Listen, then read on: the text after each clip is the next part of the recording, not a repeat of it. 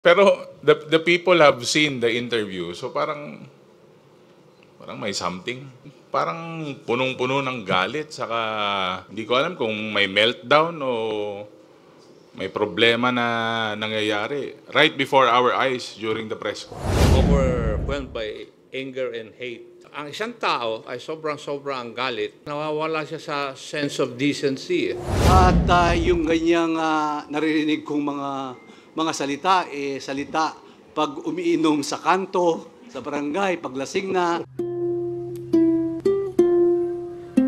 Sa press con po ni Vice President Sara Duterte and over the weekend, ilan po sa mga House leaders natin na nagpahayag ng kanilang pagkabahala sa ilang mga statement na binitawan ng ating Vice Presidente. Any comments or reaction po on this one, sir? Thank you.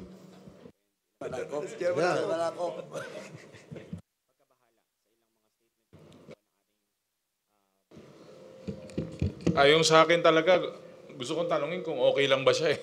Nag-aalala po talaga ako eh. Pero the statements were not even, for me, hindi na siya political eh. Parang it's a question of kultura. Nasa kultura ba nating mga Pilipino yung mga ganyan na statements? Ganyan ba tayo pinalaki? Ganyan ba kapaligiran natin? So, talagang nanlilisik. Parang galit na galit sa mundo. So, yun lang. Kaya talagang question ko po eh, kung talagang okay ba siya? So, yun. Follow up? Si Jay. Hello? Congressman Rog, your comment? Well, I have to agree with si Congressman Ortega. I think it's a cultural issue, especially yung relation to dun sa disgraceful yung bangkay. And I think most of the people have already complained po, no? I think it doesn't really involve any comment on our part as congressmen, and we leave it siguro to the people to decide on how they would see that as qualities of a leader. Yun po. We'd like to acknowledge also the arrival of Congressman Jay Kung Hoon. Good morning, Congressman Jay. And you can also direct your questions to him. Sir, follow up. Go ahead.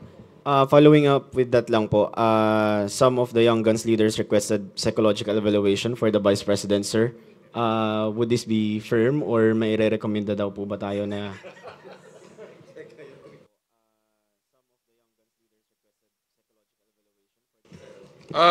Suggestion lang naman yun. Hindi naman, una-una, hindi rin naman ako pwedeng magrekomenda at wala rin akong kilala. Kasi so far parang okay pa naman ako. Pero the people have seen the interview. So parang may something. Ewan ko. Oo. Parang punong-puno ng galit, saka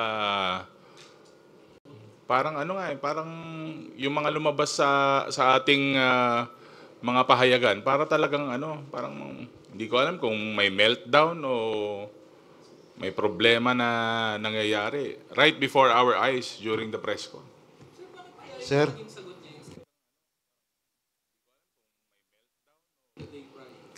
Yung kasi yung yun ang lalabas sa news juicy So, dito naman sa Quadcom, from the start, we've been evidence-based.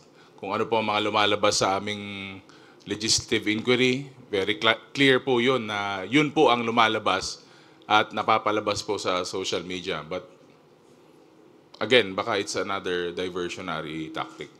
Sir, sabi ni Attorney Sal Panelo kanina sa interview, hindi naman daw publicly sinabi ni VP Sara yon, parang sa group chat lang daw yon.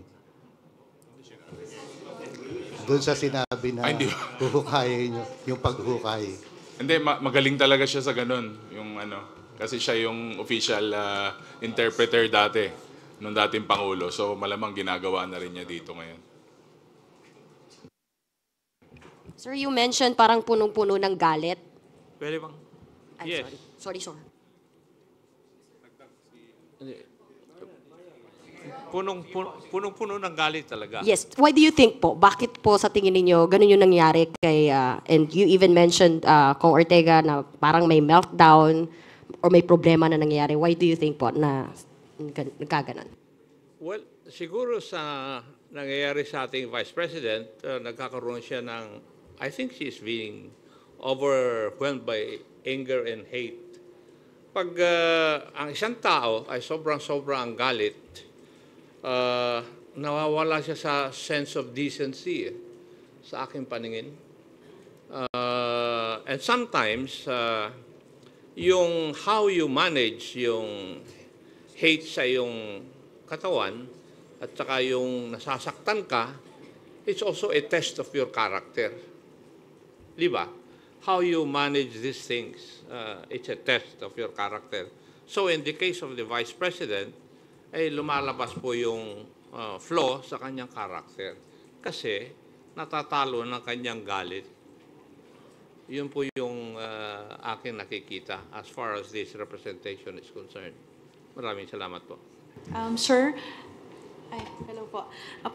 Parang ang hugot po ni VP Sara, yung ginagawang pagkalkal doon sa kanyang confidential fund, yung paggamit ng pondo ng kanyang office ng Kamara. So ang House of Representatives po ba kayo, magbabago ba kayo or mag-a-adjust ba kayo, maghihinay-hinay ba kayo sa pag-iimbestiga sa kanyang paggamit po ng pondo?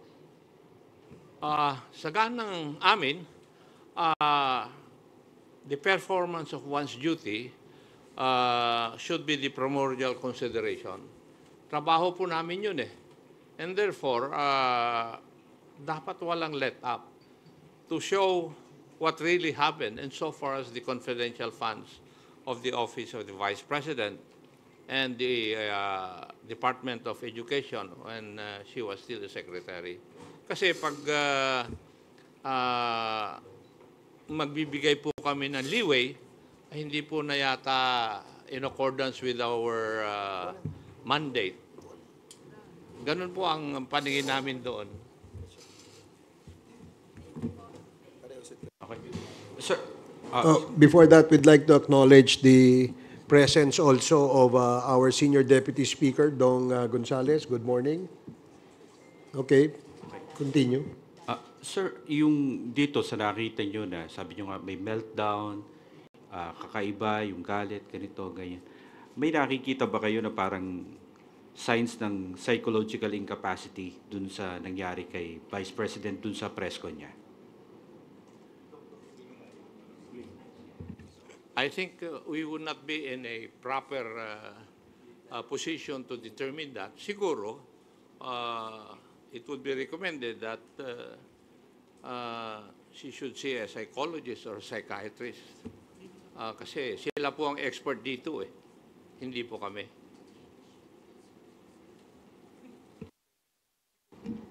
Sir, sorry, good morning po. Hindi lang po si Pangulong Marcos and former President Apo Marcos yung, kumbaga, tinira ni VP Sara. Meron din po kasi siyang binanggit, laban din po kay Speaker Romualdez, na sinabi niyang embarrassment daw po ang ating House Speaker. As House leaders, ano pong masasabi po ninyo dun sa pahayag po na yun? That's her opinion. It's not the opinion of 120 million Filipinos. Di po ba? And she is entitled to her opinion. Sir, follow-up lang. Kasi yung embarrassment po is stemming from doon sa sinabi ni VP Sara na tumanggap daw po ng suhol si Speaker Romualdez. Do you know anything about this? Or what can you say about this po? Suhol saan yun? She did not expound or elaborate po yung tungkol doon sa susunod daw niyang press con. Pero, So we will not be commenting on that kasi hindi naman namin alam kung ano suhol yan. Hayaan mo po muna mag-expound siya. Then we'll answer the issue about it. And second siguro, I'd just like to add no. Just like what we have done with the Office of the Vice President, giving due courtesy to that office, ang unsolicited advice po is the Vice President should also give due courtesy to the Office of the President and, of course, to the the late Ferdinand Marcos Sr. Yun lang po. Kasi well in fact, for the record, napakaganda na pong binigay naming courtesy sa kanya nung she was invited during the Good Government Committee hearing. Well, in fact, he was allowed to speak while not taking her oath. So, yun lang po, unsolicited advice. Just give due courtesy to the office of the President. Well, Congressman Gonzales po, no? Well, regarding dun sa suhol, di po namin alam yun, di ba? Ang pagkaalam ko po from the day of the campaign, ang kasama po ni Vice President Sara ay si Speaker Martin Romualdez. Alam niyo po, sa totoo lang, pag nag-uusap kami ni Speaker, kasi po may survey na lumabas na mababasa sa Pampanga during those times, ang pinakiusap ni Speaker Romualdez sa amin na kung pwede tulungan si Vice President Sara sa Pampanga. Kasi nga, may kandidatong Kapampangan doon, si Kiko Pangilinan. At mataas si Kiko Pangilinan kasi Kapampangan. So, winork out po namin yun. At from day one up to the proclamation, kasama po si Speaker Martin Romualdez. Ang kwento, lahat po, siya po ang nagmamalasakit kay Vice President Sara. Kaya nagtataka po ako, biglang bumaligtad, na kung hindi sa'yo, Speaker Martin Romualdez, hindi ako naging Vice President. Meron pong statement ganyan nung napanood po natin yun. Kaya sana po, hindi po natin alam kung ano ang nasa isip ni Vice President Sara, at yun man lang sabihin mo na uukayin mo yung tatay at itatapon mo sa West Philippine Sea. Ako po isang nasaktan bilang anak. Kung ako po si Senator Amy Marcos, sinabi sa tatay ko yon, palagay ko, hindi na po kami pwedeng magkita at mag-usap sa panahon na yon. Sasabihin ko, ibang klase na to, ibang usapan na to. So sana po walang ganyang usapan. At yung ganyang naririnig kong mga salita, salita pag umiinom sa kanto, sa barangay, paglasing na, biruan lang yun, di ba? Pero walang ganyang, parang wala pong ganyan. Medyo, ako po, honestly, after yung press conference niya, meron po, nasa palasyo po ako, birthday po ni E.S. Bersamin. Pero gusto kong sabihin sa presidente, pero hindi ko po nasabi, kasi baka ayaw po niyang marinig yun. Pero deep inside in my heart, ako po talaga nasaktan doon sa sinabi niya. Because I'm also, anak po ako eh. Hindi na po ako makakakita ng tatay. Isa lang po ang tatay ko. Tapos sasabihin po sa tatay ko yun, uhukayin niya at itatapon niya. Ay, palagay ko napakasakit po nun. So bilang isang Kristiyano, bilang isang batang pinalaki sa maayos, palagay ko foul po yun. Salamat po. Thank you.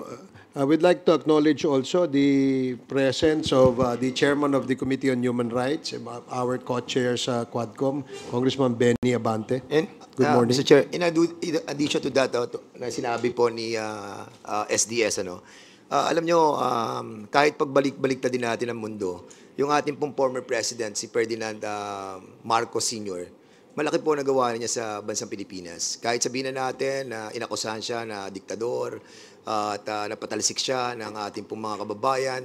Pero at the end of the day, we have to accept that he made a lot of things for the Filipino people. At yung pong pagsasabi na huhukayin siya at itatapos sa West Philippine Sea, medyo parang sa mga nagmamahal, lalo na yung mga Marcos loyalists, na nakita natin na talagang pinaglalaban yung ating pong dating Pangulo, napakasakit po nun. And we have to be careful with our statements, Kasi hahabulin tayo ng panahon at pagkakataon. Like for example, yung ginagawa po na statements ng ating pong dating Pangulo, si Rodrigo Roa Duterte, ngayon hinahabol na po siya ng sitwasyon. We hope that this will not happen to the Vice President. But definitely, somebody might file a case against her. At nobody can prevent that dahil nga wala namang immunity ang ating pong Vice President. Masakit po yung mga ganitong klaseng salita na hindi naman po dapat nasabihin na nanggaling sa isang opisyal ng ating bansa. Sir, clarification on the invitation kay former President Duterte.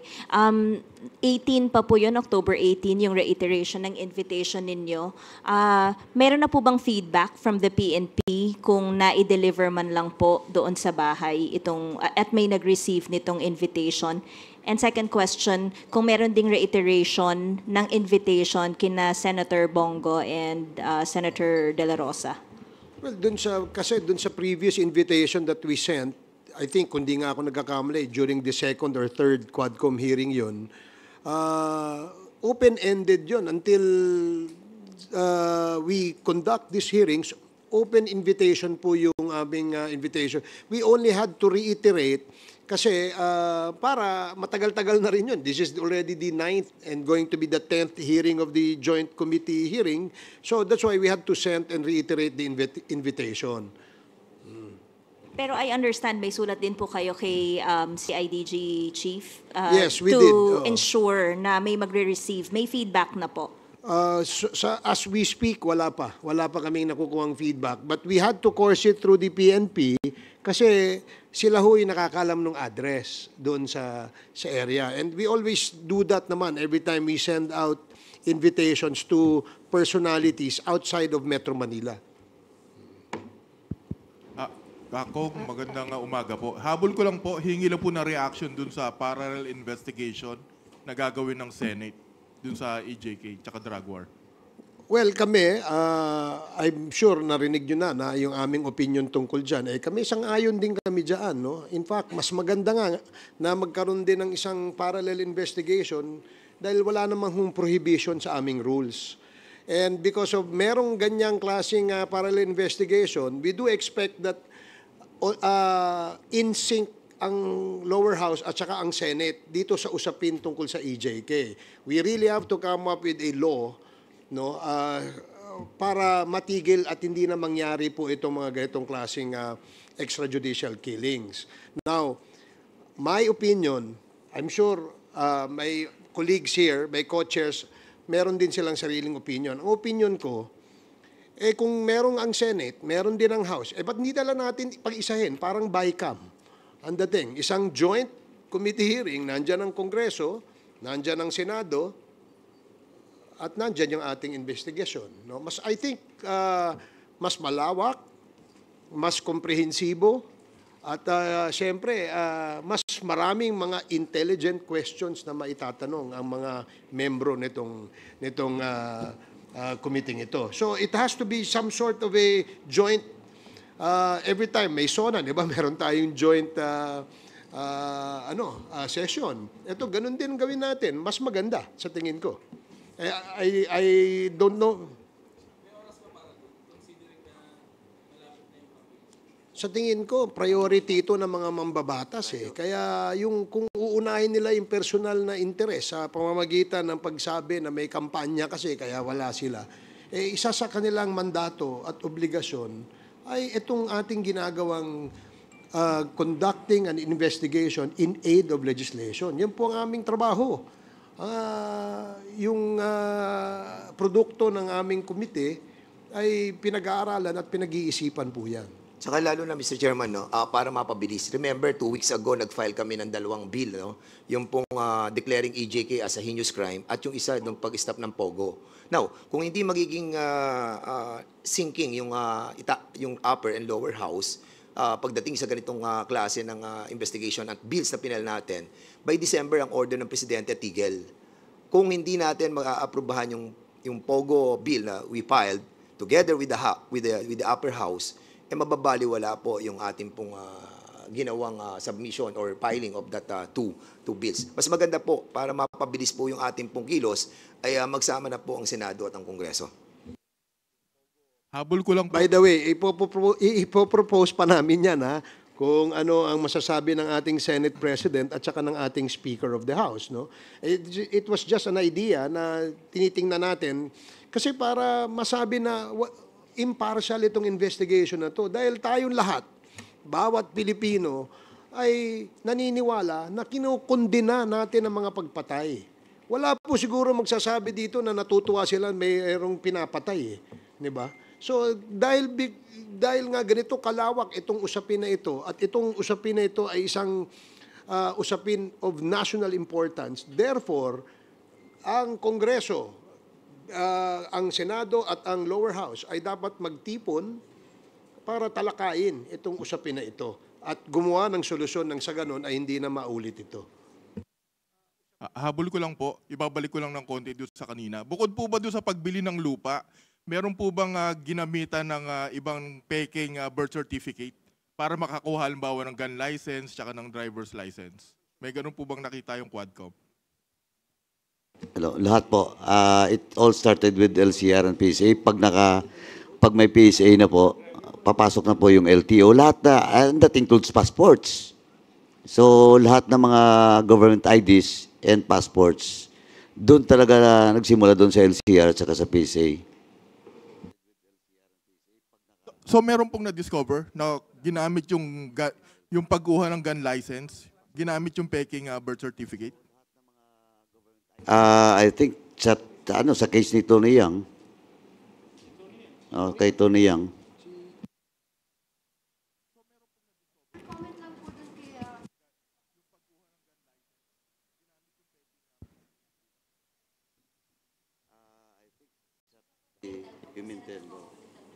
recommendation is Cudero. Recommendation yata ni SP yan, ano? And of course, we respect that dahil sila naman po ay bound by their rules. Ganon din kami dito sa House.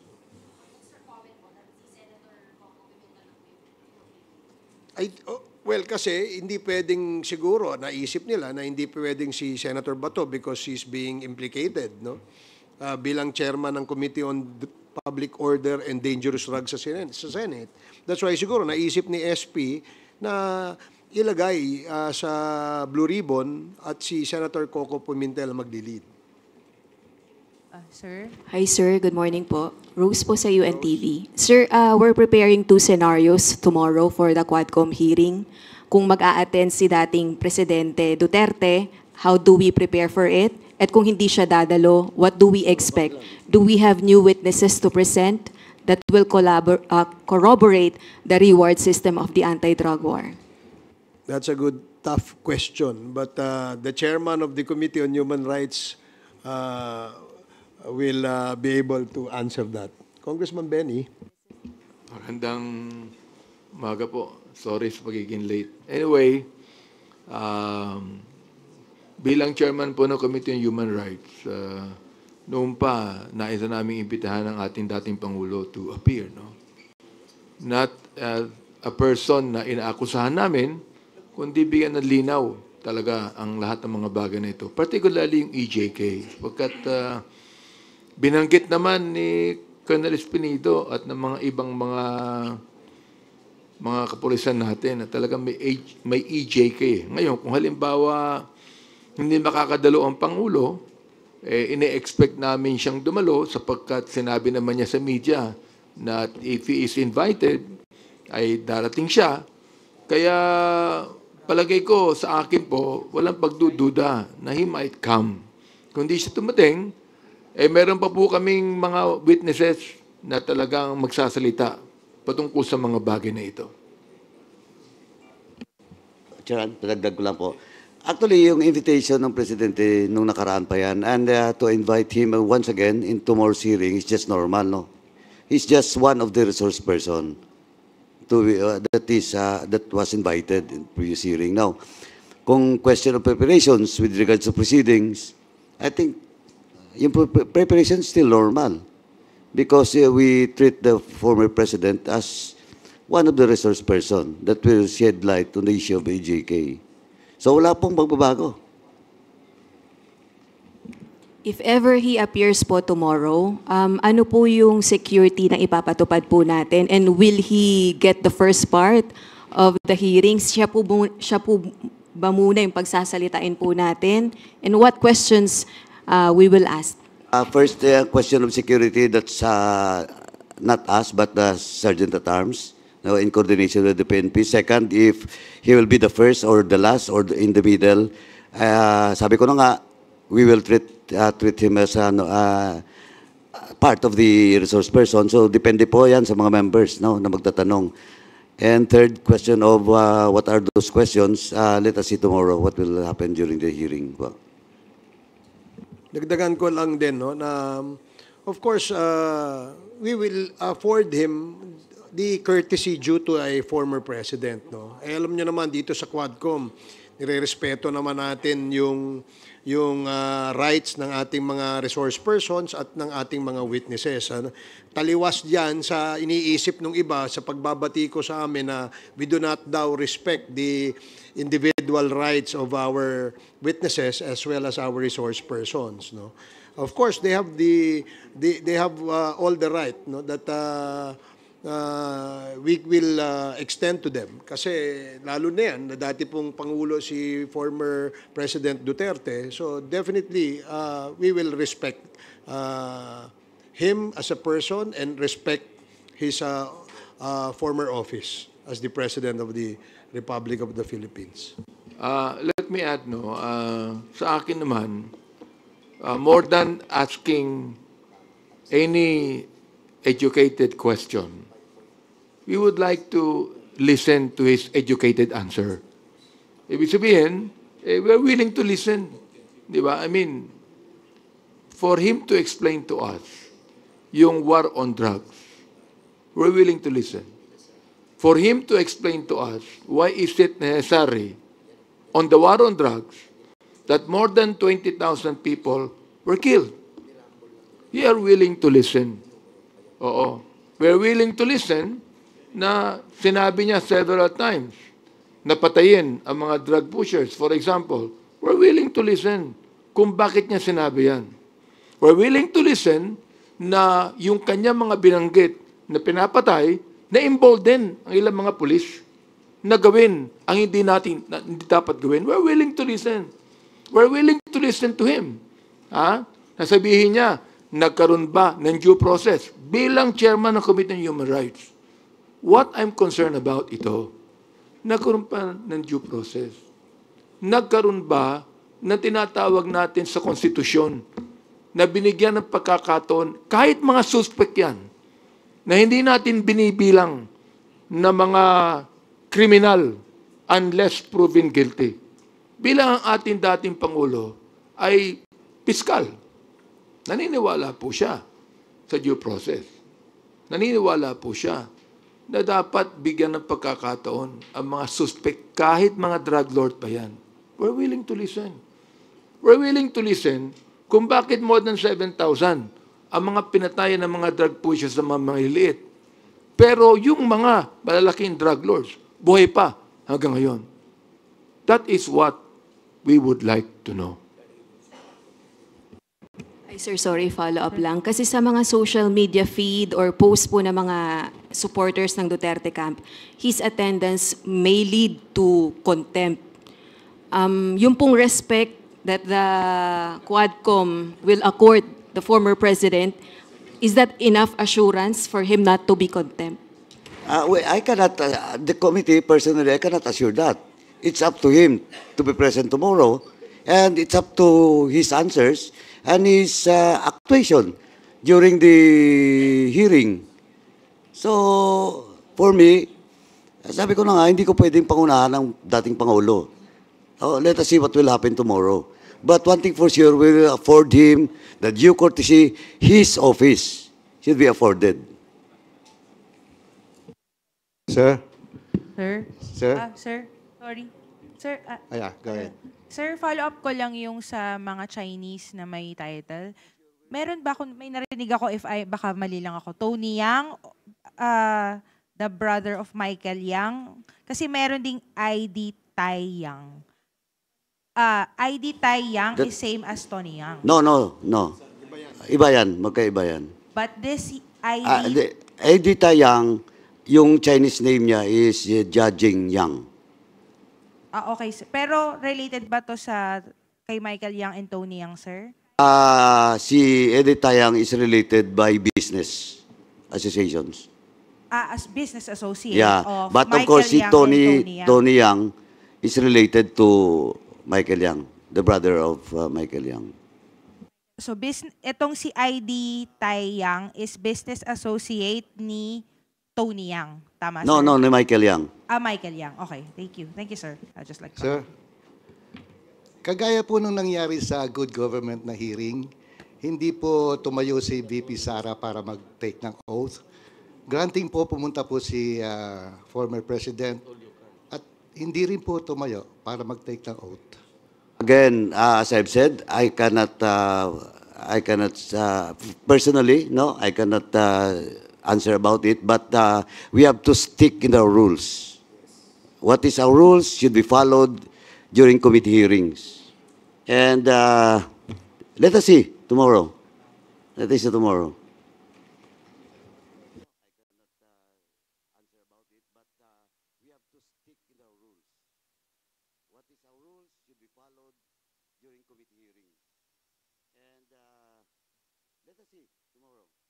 Bakit ang konti ng mga tanong nyo? Himala. Okay, sige. Okay. So maraming salamat sa ating mga kaibigan sa media. Thank you.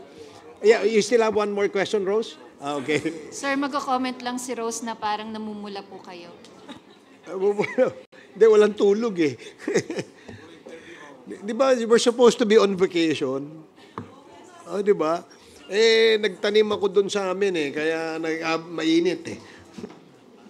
Ako, palagay ko yung tanong kanina, palagay ko mas civil si former president kaysa kay vice president.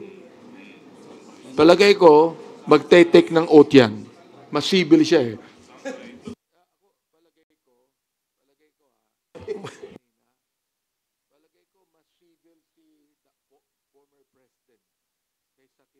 Okay, thank you and salamat sa inyo sa ulitin. OSG, thank you very much.